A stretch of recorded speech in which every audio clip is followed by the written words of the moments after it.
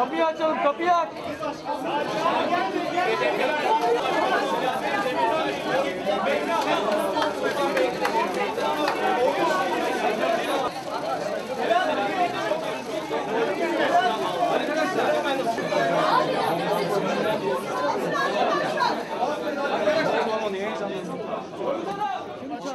İnşallah akşam sandıklar açıldığında Türkiye'nin iç barışına, özgürlüğüne, demokrasisine katkı sunacak bir sonuç çıkacak.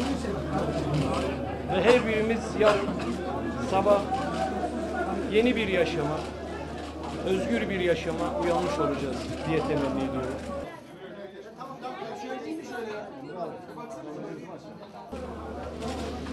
Seçim kampanyası adil, eşit bir yarış çerçevesine geçmedi. Demokratik bir seçim gerçekleşti ve demokratik bir yarış yaptık diyecek durumda değilim.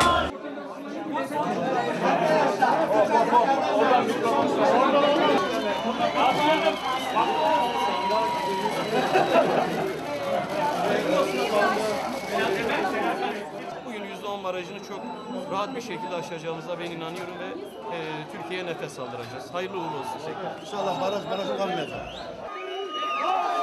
Bizim başkan!